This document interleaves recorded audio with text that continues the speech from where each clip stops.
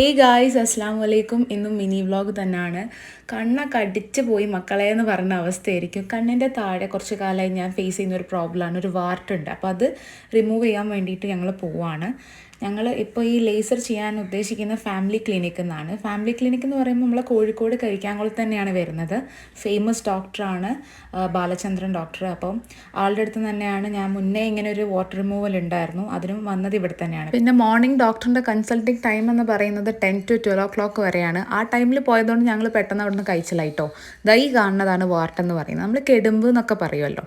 പിന്നെ ഈ വാട്ടർ റിമൂവലും പിന്നെ സ്കിൻ സ്പെഷ്യലിസ്റ്റ് ആണ് നമ്മുടെ ഡോക്ടർ ബാലചന്ദ്രൻ ഡോക്ടർ എന്ന് പറയുന്നത്. പപ്പനോട് പേടിയുണ്ടോന്നൊക്കെ ചോദിക്കുന്നുണ്ട്.